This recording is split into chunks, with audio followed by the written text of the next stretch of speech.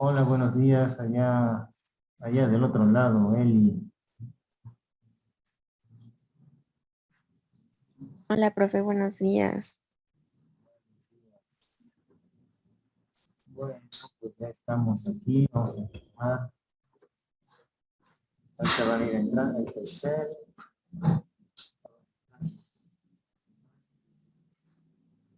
Buenos días, profe. Buenos días, Cel. Buenos días.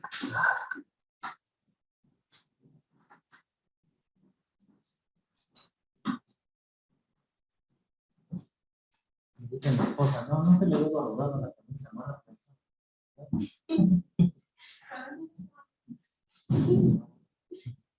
Ah, es que luego me pongo la chamarra y ahorita venía yo en el camión todo. Aquí sí llego y me baño con esas cosas, porque uno nunca sabe. Y luego que van bien llenas las combis, profe. Sí, van bien llenas. Así ayer me tocó una cuando venía de la escuela. Casi se salían todos de la combi. Sí, ahorita a mí también, fíjate, y combi, eso era combi, no sé si la tuya era micro, pero aquí fue combi. Pero también ayer creo que iba pasando otra micro y casi todos se salían, ya casi ni se podían agarrar de la micro. Sí, pues ahí está la sana distancia.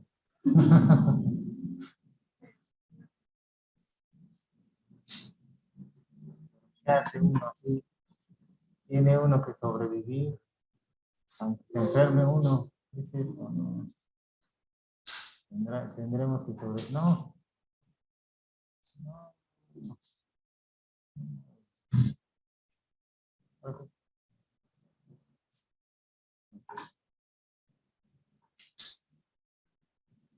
Sobrevivíamos. Bueno, ya entró Giselle. Buenos días, buenos días. Y vamos a hacer el share screen. Oigan, tienen buena calidad estas computadoras. Me acuerdo que una vez quise poner un video ahí en mi casa y no pude. O es la red, quién sabe qué. Pero sí, está muy bien. Ven que la clase pasada el video, creo que se veía. Se veía. Ujú. Entonces está bien, está bien. Sí cabe en mi bolsa, ¿no? Bueno, pues vamos a empezar. ¿Qué veíamos? Ya entró, alguien más entró. Y alguien más. Jocelyn, ya entró Jocelyn. ¿Qué veíamos la clase pasada? Recuérdenme, acuérdense, qué era lo que veíamos y hacíamos en esta clase anterior para que, les digo que así se ve, para que podamos comenzar. Acuérdense, ¿qué veíamos la clase pasada? Ya, profe. Antes, Eh, Estábamos viendo, nos había puesto un video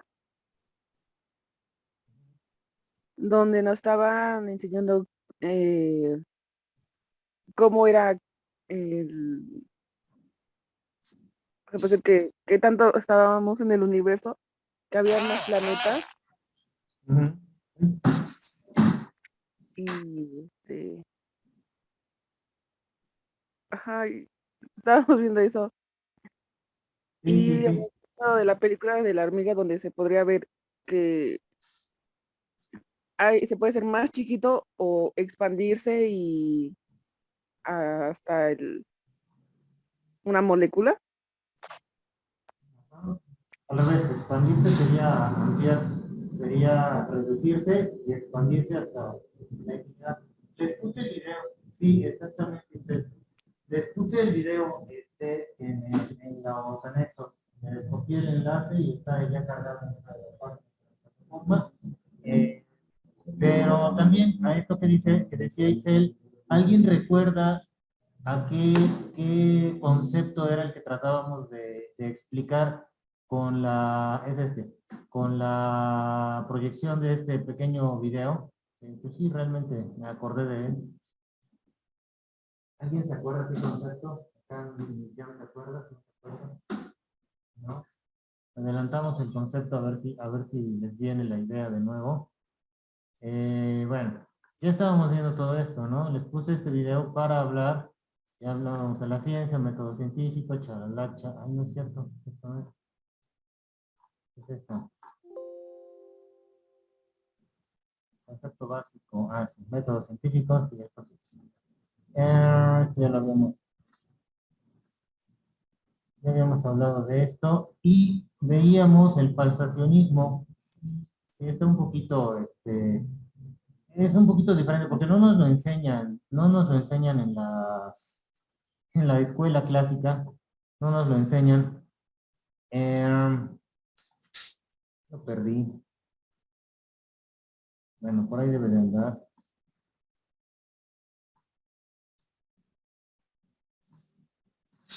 Aquí todavía no.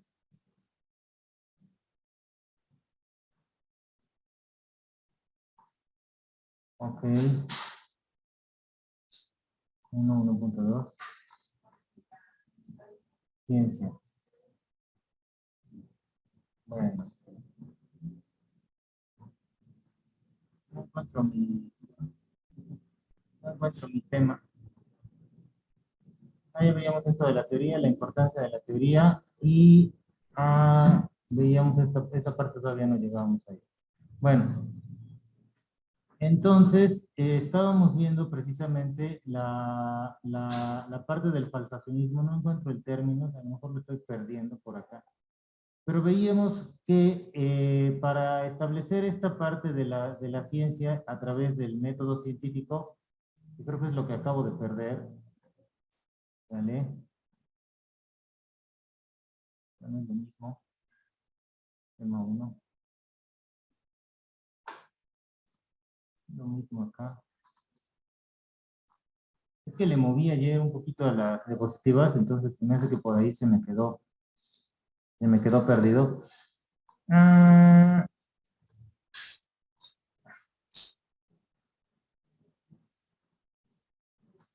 Esto de los tipos de ciencia, la teoría científica. Bueno, veíamos que la teoría, bueno, era un sistema de conocimientos, así como lo habíamos revisado, y la importancia de la teoría, ¿no? Sí, me parece que me brinqué alguna que otra parte. Voy a tener que revisar el video para volver a colocarles los materiales que nos estamos, que me estoy brincando por ahí, porque no habíamos visto todavía esta parte, ¿o sí? Ya me perdí. Bueno. Veíamos este concepto en el sentido de hablar de de los diferentes métodos que tiene la aplicación de la ciencia, ¿vale? Nuestro tema principal, yo creo que vamos a basarnos acá, ¿sí? Es esta parte de entender el concepto básico del método científico y llevarlo a la idea de la ciencia. Y desde la idea de la ciencia tratábamos de hablar y explicar cómo es que vamos a explicar las cosas para que sean factibles en la realidad, ¿vale? ¿Cómo que sean factibles en la realidad? Bueno, si tú me explicas utilizando este método científico, si tú me explicas utilizando el método científico cualquier experimento, cualquier suceso que tú hayas vivido, que tú hayas llevado a la práctica, pues ese suceso se va a validar y no va a haber una persona que pueda refutarte o decirte que no es cierto, ¿vale? Decirte no es verdad, además comprobarte que no sea verdad lo que tú has llevado a la experimentación a través de este método, ¿vale? Bueno, ya teníamos esta parte del método científico, esto ya lo habíamos realizado del conocimiento científico y común, también sí, esto sí, pero aquí en las características en esta parte, ¿vale? Decíamos, bueno, vamos a saltarnos aquí a esta parte de las técnicas del método científico, que son los procedimientos que usa este método para estudiar, ¿vale? Para estudiar, pues, la ciencia formal, ¿no? Las cosas tanto materiales como las cosas no materiales, las cosas abstractas como las cosas concretas. Y hablábamos precisamente en esta parte del falsacionismo que es el que refiere es la idea que se puede utilizar para demostrar inductivamente las cosas. Recuerden que cuando tratamos de demostrar o proponer una idea pásale, hola, en una teoría o cuando tratamos de comprobar algo que estamos estudiando, lo que tenemos que hacer es suponer, crear una hipótesis sobre lo que queremos demostrar, ¿vale? Queremos demostrar, por ejemplo, que los niños aprenden mejor con canciones, ¿vale? Entonces tengo que decir primeramente la idea de que el niño aprende mejor con canciones, a lo mejor el tipo de canciones, y dar una razón del por qué. Esa sería mi hipótesis, ¿vale? Sin embargo, al mismo tiempo, también debo de generar una hipótesis, y recuerden, otro punto aquí importante, paréntesis, es que en ciencias sociales no vamos a crear una hipótesis tal cual el nombre, sino que la transformamos, usamos la misma idea de la hipótesis, pero no le llamamos ni la consideraremos como hipótesis, sino como pregunta de investigación. Generamos la pregunta de investigación y en ese sentido esa pregunta va a guiar todo el trabajo de nuestro método, ¿vale? Entonces podemos decir, es posible que los niños aprendan con más o mejor, o es posible que haya mayor eficiencia en el aprendizaje de los niños a través del uso de canciones, ¿qué será? Que contengan la información o los contenidos de conocimiento más complicados, ¿vale? Lo formulamos en forma de pregunta, ¿vale? En ciencias sociales nos quedamos así, solamente vamos a formular esa hipótesis, ¿vale? Esa pregunta.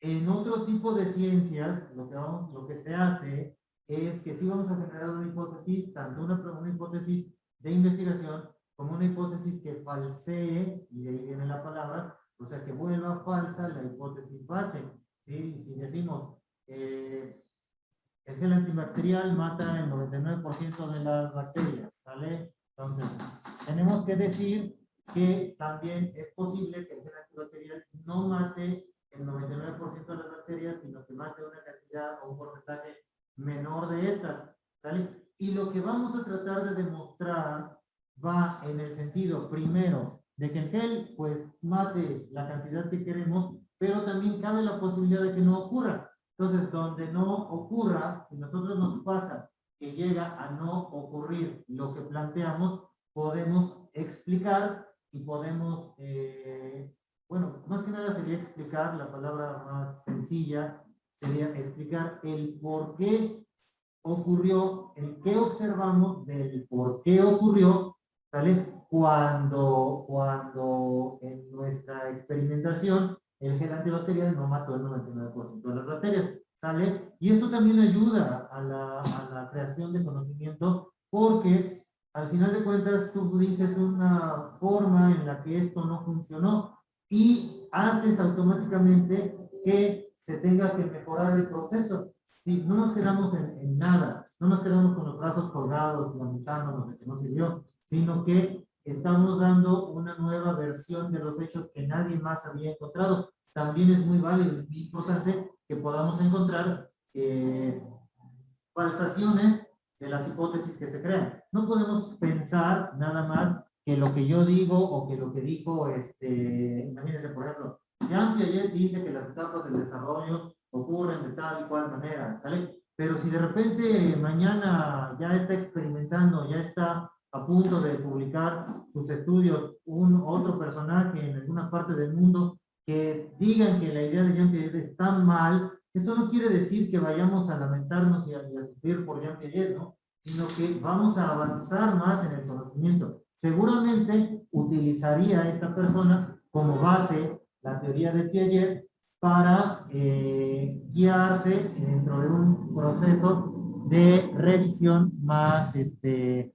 profundo y más válido, al final de cuentas, más válido, porque ya si Piaget ya puso todo un cimiento enorme, ¿sale? Ahora construye más encima, vamos a tener un edificio teórico, vamos a tener un edificio científico más fuerte, ¿sale? Y eso es lo válido de aquí. Entonces, el falsacionismo nos sirve precisamente para contradecir la idea y apoyar, en su caso, si la idea falsa falla, lo que ocurre es que la idea verdadera se refuerza. Si la idea falsa ocurre, quiere decir que la idea base que proponíamos, ¿sí?, estaba equivocada y entonces podemos encontrar un nuevo camino. ¿Sale? No hay pierde. De alguna manera, no hay pierde para esto. Entonces, luego viene esta parte de la parte inductiva, que son las técnicas del método científico, que tenemos que entender y aprender un poquito a utilizar. Y por la inducción les ponía yo el video, les decía, bueno, vámonos desde lo más pequeño y nosotros imaginamos que el sol todos los días va a salir por el mismo lugar o que ha salido todos los días por el mismo lado, ¿no? Si hace millones de años salió, suponemos que hace millones de años salió, ¿por qué? Porque nosotros lo vemos acá. Pero lo que quiero que quede bien claro es que se imaginen que nuestra vida es una nadita respecto a la vida de un planeta o a la vida de un sol o a la vida de una galaxia y mucho menos, perdón, respecto a la vida del universo. Entonces, es difícil que nosotros podamos realmente afirmar que lo que vemos en este pedacito de tiempo que nosotros llamamos tanta cantidad de años, que para nosotros es algo enorme, ¿no? Cuando somos pequeños, imagínate, ves a tus abuelitos o a tus abuelitas, ves a un señor adulto, mayor, que dice, ¿cuántos años tienes? Y te dirá, no sé, 80, ¿no? Tú que has vivido 3 o 4, dices, no, se me hace mucho para llegar a 80. Si 3 años se me han hecho muy largos, o de aquí a los 4 años todavía me falta mucho, ¿cuánto me faltará para llegar a los 80, ¿no? Pero eso sigue siendo un pedacito mínimo de vida respecto a lo que ocurre en el resto del universo. Y por lo tanto, no podemos afirmar que lo que vivimos en un pequeño lapso, ¿sí? Que lo que vivimos en un lapso de tiempo tan pequeño, sea la verdad absoluta. Es la verdad para este momento y así también para la ciencia. En este tiempo, en este momento, desde marzo de 2020 hasta la fecha que empezamos, al menos nosotros, a estar en confinamiento, han ocurrido eventos particularmente diferentes que solamente van a ser válidos en este pequeño contexto. Y seguramente todos los eventos que han ocurrido post-confinamiento y después de que nos guardaron, hasta el día de hoy van a impactar en nuestra realidad. Ejemplo, el cubrebocas, ¿no? O sea, no podemos ahorita salir de momento sin el cubrebocas. Habrá un punto, a lo mejor nadie nos lo va a decir, en el que dejemos de tomarle valor. Incluso hay gente que ya empieza a hacer, que ya agarra y sale a la calle así como si nada, ¿no? Ya anda y entra y va a comprar. ¿Por qué? Porque no nos voy a la tienda. ¿Por qué? Porque nada más es esto rápido, ¿no? ¿Por qué? Porque voy a la tienda y no voy al súper, ¿no? Y en el súper me piden cubrebocas para entrar. ¿Por qué? Por disposición oficial. Entonces, poquito a poco a lo mejor va a llegar un momento en unos años en el que ya no utilicemos esto, ¿no? Así con pues ya no naturalidad, obligatoriedad, que lo usamos ahorita, ¿vale? Y ese pequeño periodo de tiempo sí va a marcar la historia, pero va a quedar, a final de cuentas, va a quedar en el libro de las pandemias del mundo, donde ocurre una pandemia cada 100 años, supuestamente, con la gripe española, con la peste negra, con todas las pandemias que han venido ocurriendo, va a estar por ahí almacenado en un libro el COVID, ¿vale? Y la variante Delta y la variante sepa Dios que ya está saliendo, ¿no? Entonces, yo no sé si ya es también así como que cuestión de los medios de comunicación, pero bueno, ojalá y no salga una variante más cruel y más grave, ¿no? Que sobreviva al calor y viva 20 días en el aire y sea más contagioso, porque ahí sí valemos, ¿no? Pero hasta el momento creo que pues con esto se refuerza una parte de la teoría de la evolución, de la teoría biológica de la evolución, porque seguramente hay personas que van a ir cambiando, ¿no? Desde el principio de la pandemia se empezaron a encontrar casos de niños que nacían de mujeres embarazadas que habían tenido COVID y que los niños ya empezaban a nacer con anticuerpos naturales hacia el virus, ¿sale? Cosa que debería de ir ocurriendo en el transcurso de algunos años en el desarrollo de la vida del ser humano, ¿vale? Entonces hay que tener niños, ¿vale? Bueno, entonces la inducción viene ahí, de lo pequeño hacia lo grande. Con un granito de arena afirmamos que todos los demás granitos de arena son exactamente iguales al que nosotros tenemos. Hasta que encontremos uno que no sea igual, podemos decir por qué si aquí tengo este montón de arena, ¿sí? Y yo encuentro en ese montón de arena un grano que es diferente, lo saco del montón, lo pongo y lo estudio y digo cuál es el granito y por qué es diferente. ¿Sí? Mientras tanto, cualquiera que yo agarre debería de ser semejante a los demás. Eso es inducción. Deducción es al contrario. Deducción es de un montón de ideas, de un montón de conceptos, de un montón de características, ¿sí? Reducimos a una idea particular. La deducción es a la que estamos más acostumbrados. Ahí no. La deducción es a la que estamos más acostumbrados porque es más sencilla, cognitivamente es más sencilla.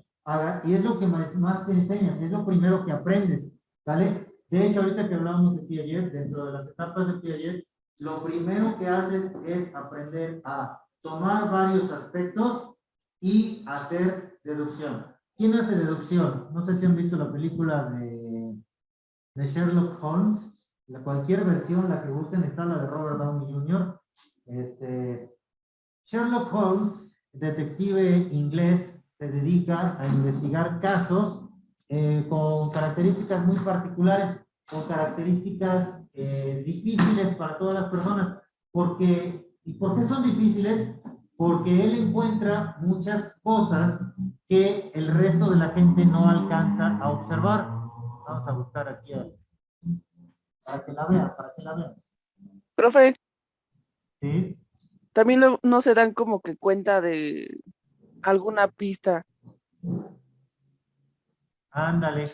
¿No te das cuenta de algo de alguna pista que llega? Bueno, ese es con Robert Downey, el famoso y guapísimo actor de Iron Man. Sí, Véanla si tienen un rato palomero en casa, es tan interesante para que le entiendan a la parte de la deducción. ¿Qué es lo que hace él? Él observa determinados aspectos que ocurren en el caso, ¿no? En un asesinato, sobre todo asesinato, ¿vale? Y encuentra los detalles mínimos y los interpreta. Que encuentra cierto polvo, por ejemplo, ahí tirado, lo recoge, lo olfatea, lo analiza, porque sabe química, ¿sí? Y entonces sabe que tal polvo se utiliza en determinado artefacto y tiene tales elementos que solo se pueden conseguir en ese momento, en tal lugar, ¿no? Entonces, todo ese conjunto de información lo sintetiza en una sola idea. Pues como solo se puede conseguir en determinado lugar y de ese lugar lo llevan a determinada fábrica que está en tal parte de la ciudad, pues tenemos que ir a investigar a esa parte de la ciudad, ¿no? Entonces, eso es deducción. Tomas un montón de elementos, tomas un montón de aspectos de la realidad y los conjugas en una sola idea, los juntas y los reduces a una idea que les contenga, ¿sale? Que les dé una buena explicación con sentido lógico, ¿sale? En un tiempo se pelearon mucho los deductivos contra los inductivos, porque la deducción es más matemática, fíjense, la deducción es más, trabaja más en el aspecto matemático, numérico, donde es como si hiciéramos sumas y diéramos un resultado, ¿sí? Eso es deducción. Es decir, 3 más 5 más 2, entonces 3 más 5 son 8, más 2 son 10, ¿vale? Y ese es mi resultado. Y nadie lo puede contradecir, por eso el método deductivo era tan fuerte. Y en la inducción es como si dijera 1 más, ¿sí? La inducción es más algebraica. 1 más X más Y, ¿vale? ¿Cuánto te da? Pues puede dar cualquier cosa, porque X y Y tienen cualquier valor, ¿no? Y 1 más X más Y, pues solamente queda hacer 1XY, ¿no? O XY, y se acabó. ¿Sale? profe, ¿El XY qué es? Pues una variable. Dime, Chel. entonces la inducción sería el por qué me dio ese resultado.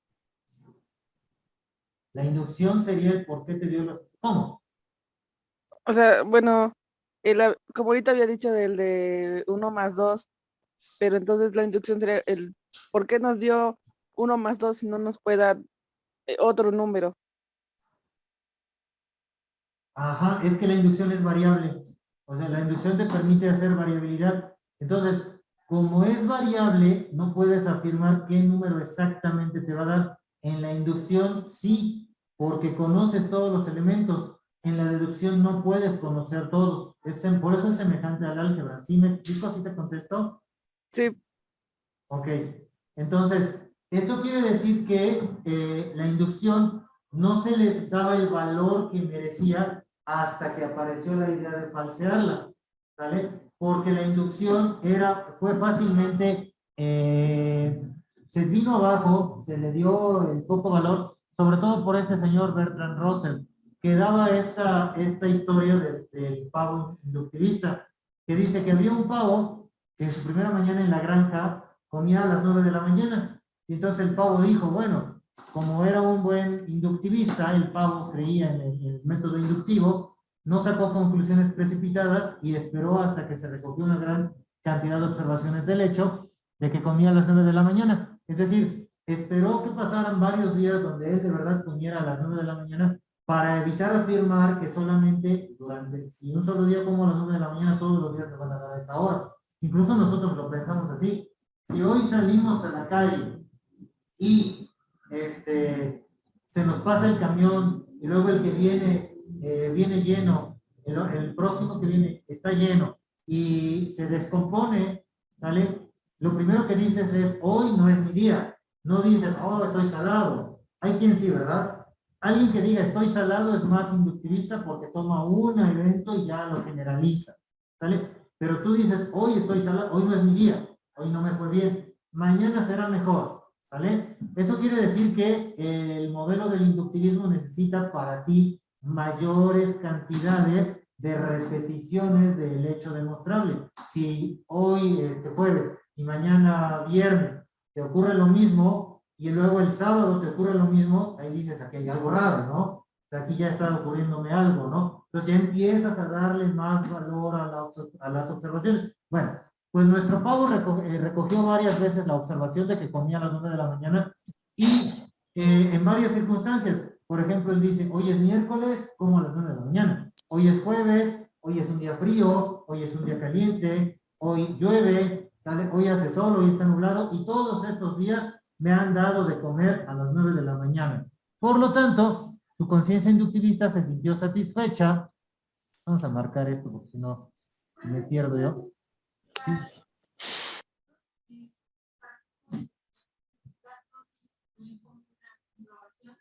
Ajá. Dice aquí Miriam, no sé si la alcanzaron a escuchar, que todo tiene que tener una comprobación en nuestra investigación científica. Exactamente. Y estas son las formas en que lo vamos a comprobar. Esta es la forma en que lo vamos a comprobar. Porque no puedes agarrar y decir, ay, sí, porque ocurrió con un niño, ¿no? Y investigaste a 20. ¿Vale? Si ocurre con uno, investigaste a 20, no puedes afirmar con ese uno lo que también, que lo que ocurre con uno va a pasar con los 20. ¿Vale? Entonces, con nosotros 19. Entonces, sí hay que tener mucho cuidado, por eso hay que entenderle a esto. ¿Sí te contesto? Ok. Bueno, y al final la conciencia del pavo se sintió satisfecha, dijo, pues ya vi varias veces que me dan de comer a las 9 de la mañana en diferentes circunstancias, pero demostró de manera indudable que esta conclusión era falsa, cuando en la víspera de Navidad sale, en vez de darle de comer a las 9 de la mañana, pues le cortaron el pescuezo al pavo. ¿Sale? Y dice, bueno, Bertrand Russell, lo que dice con este cuento, lo que trata de decirnos es que no sirve el inductivismo, así tal cual. El inductivismo no es válido. ¿Sale? Él tenía guerra declarada contra los inductivistas. Por eso crea esta fábula del pavo inductivista para demostrar de cierta manera ante los pensadores de aquel tiempo que no era tan válido como el método inductivo, hasta que se dio la fase de la falsación. Cuando el mismo inductivista toma la idea de que se puede equivocar y trabaja sobre la idea de que se puede equivocar, ¿cómo? Buscando equivocarse, ¿vale? Si yo busco equivocarme, seguramente voy a encontrar que si no me equivoco, lo que afirmé al principio puede ser o es verdadero. ¿Sí me explicó? Está medio enredado. Sí, está un poquito enredado. Está un poquito enredado. Entonces tú dices, yo quiero comprobar si mi novio me es infiel. ¿Sale? ¿Por qué? Porque hoy cuando llegué estaba con el celular y lo escondió. ¿Sale? Entonces, debes de ser infiel. ¿Sí? Sí, tanto podría ser que sí, tanto podría ser que no. Entonces, la verdad que tú intentas comprobar es la infidelidad. La verdad que intentas comprobar es la infidelidad. Por lo tanto, para ser inductivo, tendrías que buscar una manera de contradecir la verdad que intentas comprobar. Es decir, tratar de comprobar en ese particular caso, no que es infiel, sino que es fiel. ¿Sale? Y hacer experimentación en función de eso.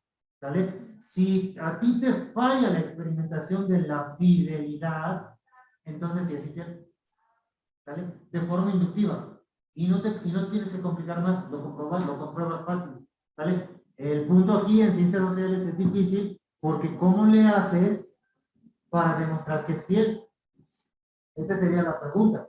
Y ahí tendrías que ponerte a recabar información, conocimiento, hipótesis y sobre todo de tu propia experiencia, pues, la dificultad, porque es muy subjetiva, de lo que ha ocurrido para cuando él te demuestra su fidelidad, ¿sale? Y si hubo un evento en el que él te ha demostrado que es fiel, pues tratar de repetir ese evento. Si ese evento ocurre, tú te estás equivocando y él es fiel. Pero si no ocurre, pues es al contrario, ¿no? Desafortunadamente, pues estarías demostrando que lo primero que pensaste es verdadero, ¿vale? Este ejemplo viene hacia la inversa de la idea base, porque estamos acostumbrados a pensar en lo deseable, ¿sale? Este ejemplo habla de lo no deseable. Realmente tú no desearías que tu novio te fuera infiel, pero trato de ponerlo así a la inversa para que vean cómo funcionaría la estructura. Sobre la base de lo deseable, ya más sobre algún tipo de investigación, si yo quiero demostrar que las herramientas digitales, ¿no? Ayudan al proceso de enseñanza, por ejemplo, como lo que quiero hacer yo, algo parecido, pues tengo que ver que las herramientas de verdad dan un resultado positivo, ¿vale? Y también tengo que tratar de buscar que docente y alumno que use herramientas digitales en el proceso no tiene resultados positivos, ¿vale? Por lo tanto, ahí me va a dar cualquiera de los dos resultados, cualquiera de los dos caminos puede ocurrir, y yo al que me voy a aferrar va a ser al que aparezca, ¿sale? Lo más probable o la hipótesis, la pregunta de investigación que haga en el sentido de decir, bueno, sí puede que las herramientas ayuden, pero también me tengo que tener la consecuencia de que no lo sea. Casi estamos seguros de que se va a comprobar, pero bueno, eso es ya en el aspecto deseable y más científico de ciencias sociales. Y esos son otros métodos que podemos utilizar, donde además de todo vamos a crear hipótesis y deducciones, ¿sale? El método analítico, que es el proceso que va a descomponer el objeto en sus partes, el método sintético, que viene después del analítico, o sea, yo te digo, este objeto, mi botella de ejemplo, ¿no? ¿De qué está compuesto esto? Vamos a hacer método analítico. Es una botella de PET, plástico, ¿vale? ¿Y qué más tiene? Tiene una manguerita, plástico también, y un despachador, o como se le llama esta cosa, que está compuesto por una base, dentro tiene un resorte, tiene ahí un circulito de una espuma, y hace presión. Bueno, eso es como funciona, ¿vale? Yo lo desarmo, supongamos, yo desarmo esto, ¿vale? Y luego, esto es análisis, ya dije de qué está compuesto, ya dije, puedo decir para qué sirve, puedo decir para qué sirve cada parte. La botella contiene el gel, la manguera lo hace subir, este aditamento con el resorte dentro hace que haga presión para que salga, ¿sale? Esto pues sirve obviamente para recibir y despachar el gel, y el tapón mantiene fijo todo el mecanismo. Ahí estoy haciendo análisis, ¿sale? Cuando hago síntesis, lo que tengo que hacer es regresar todo a su forma original, ¿sale? O poder implementar algo más al proceso. Por ejemplo, ¿qué pasa si aquí, por ejemplo, no sé si les ha pasado en los que echan agüita, si han visto de los que echan como que hay unos que vienen con la manguerita muy corta, hay unos que vienen con la manguerita muy corta, entonces, ay, ¿por qué? Pues lo tengo que tener más lleno para que funcione. Eso ya sería un método sintético, ya cambias el proceso para que sea funcional de acuerdo a lo que quieres hacer. Ahora, si tú le pones otro tipo de material, funcionaría. Si esto lo rellenas con agua, funciona. Después de tener todo el análisis, sintetizas y integras los componentes del objeto y los estudias en su totalidad en otro elemento, como dice ahí, bajo otras circunstancias, ¿vale? Con otras características, ¿vale? Bueno, y luego viene la parte de la historia y la comparación, el método histórico comparativo, que lo que hace, pues más que nada es comparar un evento que haya ocurrido con otro evento que haya ocurrido en otro momento. ¿Cómo fue el inicio del COVID en China? ¿Cómo fue aquí en México? ¿Cómo fue en Sudamérica? ¿Y cómo fue en Europa? ¿Sale? Dicen por ahí que Italia siempre se lleva todo lo peor de las pandemias. ¿Por qué? Porque la peste negra, curiosamente, que mató a muchísimos europeos, comenzó en China. De los barcos de transporte de Europa a China, trajeron los primeros infectados con la peste bubónica, la de las ratas y las pulgas, ¿vale? Y después llegó a Europa y el país que más se vio afectado al inicio con la peste fue Italia, ¿sí? Eso viene en la historia. Si supieron o si escucharon las noticias, cuando empieza el COVID, empieza ¿en dónde? China. Y luego, el primero de los países que empezó a cerrar fronteras porque empezó a tener muchísimos casos y se le empezaban a salir de control fue en Europa, Italia. ¿Vale? Entonces, ahí estamos haciendo una comparación de lo que ocurría. Una comparación tal vez circunstancial, no estamos diciendo cuál es la causa. ¿Vale? Sin embargo, solamente hacemos una comparación histórica de un evento semejante a otro, ¿sale? Que se vuelve a repetir casi de la misma manera, ¿no? Como el meme de la serie de Dark, ¿no? Va a volver a ocurrir. Dijimos, precisamente, ¿no? Dijimos, en el 2017 tembló casi en la madrugada del día 12 de septiembre. Y hoy, en este año 2021, también tembló el 12 de septiembre. ¿Vale? Y toda la gente ya estaba con los pelos de punta, porque históricamente, pues ya teníamos el precedente de 1985, de 2017, ¿sale? Y después en este año ya había temblado justamente antes de que ocurriera. Afortunadamente, pues no ocurrió ningún temblor en el 17, ni mucho menos ningún terremoto. Por lo tanto, pues podríamos descartar un poquito que ese método histórico comparativo funcione para los temblores o para predecir algo así, ¿vale? El método cuantitativo utiliza datos numéricos y el método cualitativo va a utilizar una recolección de datos. Un ejemplo rápido.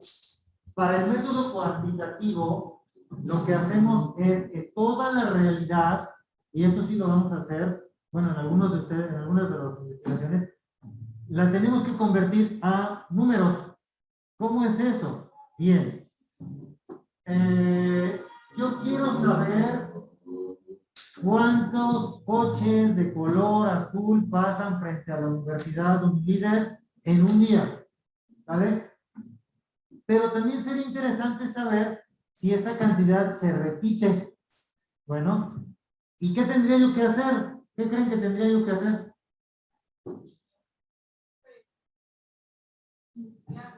¿Cómo? ¿Cuál sería la acción? Exacto, dice Perla. Quedarte en la universidad todo el día, agarrar tu libretita y cada vez que pase un coche azul, marcarlo, ¿no? O grabarlo y después ponerte a ver el video, ¿no? Prácticamente es lo mismo. Bueno, a lo mejor hay otro método, lo grabas y configuras un programa para que identifique los coches azules y te dé el resultado. Bueno, eso ya es más fácil. Pero al final de cuentas es lo mismo, tienes que contar cuántos coches pasan, ¿vale? ¿Y esto qué quiere decir? Ah, es que yo encontré por ahí en un libro, pongamos, me lo estoy inventando, que las personas que manejan autos azules son más descuidadas al manejar. A ver, ¿y eso qué trata de comprobar? Pues que que seguramente cuando pase un auto azul hay más probabilidades de que ocurra un accidente. Ok, bueno, ya viene la idea. Entonces, si tú empiezas a valorar cuántos coches azules y luego lo comparas alrededor de un determinado lapso de tiempo con la cantidad de accidentes en las que estuvieron involucrados autos azules, pues entonces sí estarías comprobando. Pero la base de tu investigación son los números, ¿vale? Estás diciendo que el color del auto y el número, la cantidad, ¿vale? Provoca los accidentes. Sin embargo, dentro de un método cualitativo, ¿vale?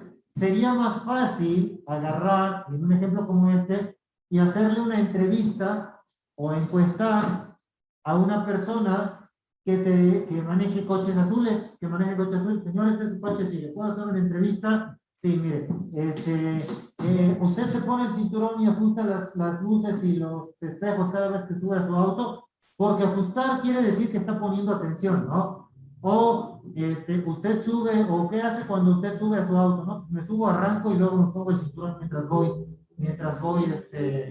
mientras ya voy arrancando la primera calle, voy despacito. Ah, ok, entonces está mostrando descuido, ¿verdad? Pero lo que estoy haciendo ahí ya no hay números, ahí estoy hablando de cualidades. El descuido no se puede medir. ¿Qué tan descuidada es Perla respecto a Miriam? ¿Quién es más descuidada? No puedo afirmarlo. Yo no puedo saber, ¿sale? Yo puedo decir hoy quién es más puntual, porque la puntualidad sí se puede medir. Sí puedo ver una hora, un número en el que alguien llegó antes, en el que alguien se conectó antes que alguien.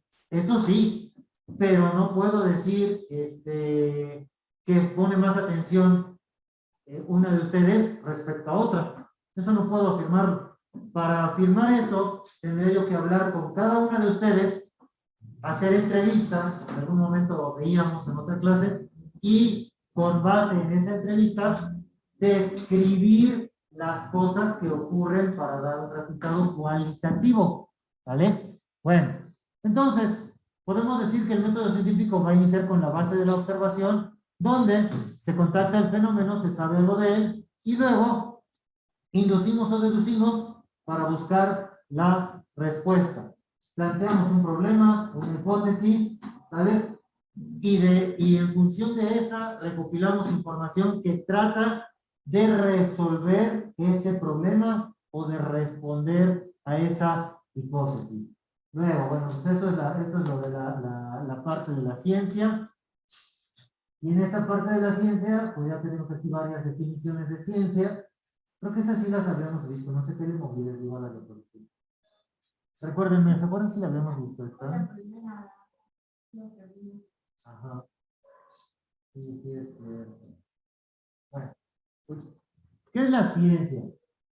Bueno, la ciencia es, para hablar en un resumen, les voy a dejar la diapositiva, pero para resumir la idea, la ciencia es todo ese cúmulo de conocimientos que ha existido a lo largo de la historia de la humanidad, se ha acumulado, se ha comprobado, se ha vuelto a experimentar y a trabajar sobre él, y ha sido aumentado, enriquecido durante el mismo transcurso de la historia en infinidad de ocasiones por infinidad de personas que han buscado aportar a él, ¿vale? Entonces, es una descripción del mundo, ¿sí? Trata de resolver el caos que al parecer ocurre en nuestro mundo y dar respuesta a los fenómenos que están ahí, ¿sí? ¿Por qué ocurre, por qué ocurre que las aves vuelan? Bueno, empiezas a tratar de observar a las aves, analizas la estructura, ¿por qué los patos flotan y vuelan y caminan en el suelo? Caminan fácil, ¿no? Porque tienen patas, pero ¿por qué flotan? ¿Por qué la forma del pato, ¿sale? Es semejante a la forma del barco o de un bote, ¿sale? Y es lo que permite que no se hunda nada más. No, resulta que las plumas del pato también son impermeables, ¿no? ¿Y por qué puede volar? Bueno, porque la forma de sus alas, la fuerza de los músculos de su escápula y de su torso, etcétera, etcétera, porque los patos son gordos, ¿vale? Entonces, ¿por qué vuelan los patos? Vuelan en invierno cuando no tienen comida. Es más fácil, pero están más flacos. Bueno, entonces, la ciencia trata de responder a todo eso, ¿no? Es un sistema de conocimiento sobre la naturaleza, también sobre la sociedad, y representa ese balance del desarrollo de los conocimientos. Describe todas las leyes que rigen el universo de una manera objetiva. Es lo que alcanzamos a observar. Lo que no podemos comprobar científicamente es únicamente porque en este momento no tenemos los medios o los recursos para poder comprobarlo, como decíamos con lo de los temblores las veces anteriores. ¿Vale? Bueno, y pues ya para llegar a este punto, esto sí lo habíamos visto, de esto sí me acuerdo, la teoría científica. Bueno, la ciencia tiene toda una historia que es a la que quisiera que llegáramos.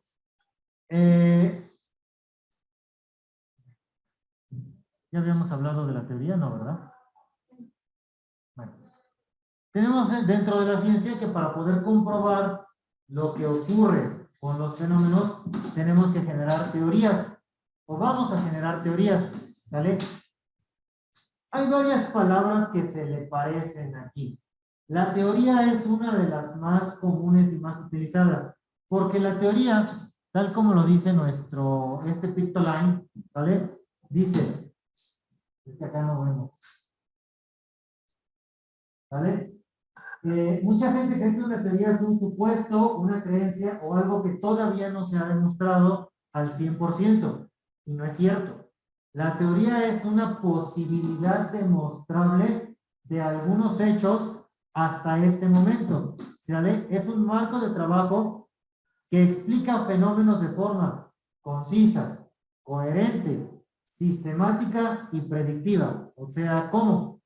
Que se pueden repetir con los mismos pasos, puedes llegar al mismo resultado, ¿vale? De una forma lógica, de una forma clara, que pueda entender cualquier persona, ¿vale? Haces hipótesis, ¿vale? Tratas de comprobarlas y hasta que juntas la suficiente cantidad de comprobaciones y evidencia, ¿vale? Empiezas a tomarlo como válido. Sin embargo, ¿vale? Se puede todavía falsear. No quiere decir que sea un hecho acabado. Para que una teoría se vuelva algo más, tiene que ser absoluta. Y pocas cosas son absolutas. ¿Vale? Por ejemplo, existe la teoría de la evolución.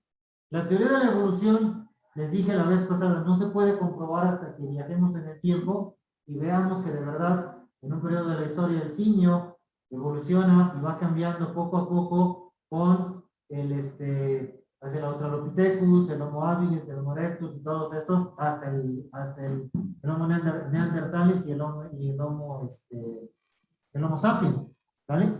Si pudiéramos hacer eso, entonces la evolución ya no sería una teoría, cambiaría y sería una ley, porque sería algo que explicaría el comportamiento de un fenómeno sin dudas, ¿vale?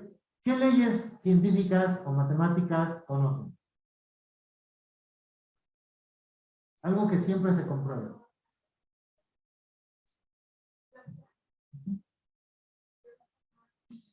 Yo, profe, Adelante.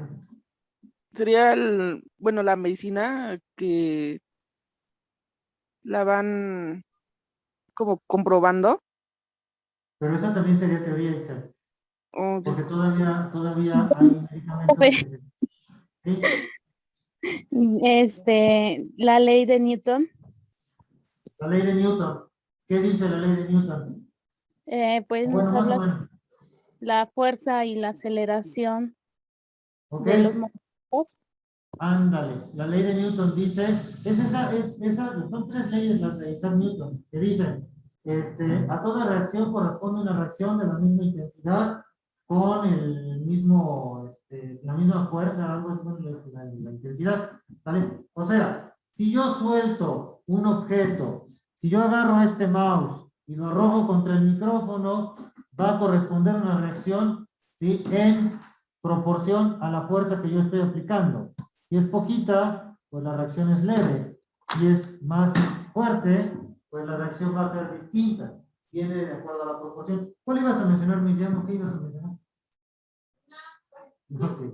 Bueno, difícil acá cuando estamos en clase de repente, ya les ha pasado. Bueno, entonces, esa es una ley, porque absolutamente en todo momento, en cualquier lugar del universo, en cualquier momento del tiempo, una fuerza que se aplique sobre otra va a provocar una reacción semejante a la fuerza que se le aplicó. Esa es una de las leyes de Newton. Y es una ley. No va a haber jamás una persona que compruebe lo contrario. Si llegara a existir alguien que compruebe lo contrario, la ley baja de categoría y se volvería una teoría nuevamente. ¿Sale? O un axioma, o un teorema. ¿Sale? Bueno, pero eso ya depende. Entonces, las teorías fundamentan la mayor parte de la ciencia. Hasta aquí. Bueno, voy a checar las diapositivas porque algo se me perdió por ahí, estoy seguro. Pero, para que hablemos de todo lo demás que nos queda, estoy seguro que está por ahí. Bueno, digo yo. A lo mejor ya hasta lo perdí. Pues ahora sí. ¿Dudas, preguntas, comentarios? ¿Algo más que decir? No, ¿Alguien profe. hace? Yo, profe, Dime yo. que ya había visto los archivos, bueno, la información, y también estuve recopilando y es de lo que trata ahorita la clase. Entonces, también menciona sobre hacer alguna pregunta o sugerencia que tengas duda. Entonces, una de mis dudas es que, ¿cómo sabemos que un método es universal? ¿Cómo sabemos que un método es universal? Mediante las múltiples comprobaciones.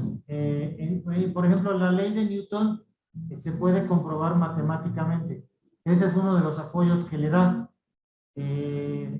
Y se comprueba en diferentes escenarios, bajo diferentes objetos de estudio, bajo diferentes circunstancias alrededor del tiempo. ¿Sale? No así. Una teoría no es universal, la teoría es particular a pesar de todo, ¿vale? No puedes comprobar, por ejemplo, la gravedad, porque es la teoría de la gravitación universal también. La gravedad no la puedes comprobar porque hay fuerzas en el universo que no responden a la gravedad, que no les interesa la teoría de la gravitación. Entonces no puede ser tan universal como una ley. ¿Vale? Necesitas tener casi todos los elementos, tanto inductivos como deductivos, para poder llegar a un absoluto, ¿vale? Para poder llegar a ese absoluto que más o menos planteas. ¿Sí te doy respuesta? Sí, profe, gracias. Es complicado, de hecho sí es complicado. Bueno, pues ahora sí. Hasta acá lo dejamos, nos vemos la próxima clase. Ahora sí que nada más en el foro pongan lo que les parece más interesante para que no haya problemas, o tratando de responder a la respuesta de Jocelyn también lo que ustedes habían entendido, ¿vale? Nos vemos, cuídense mucho, que les vaya muy bien. Adiós, profe. Bye. Adiós, Jocelyn, adiós, Eli.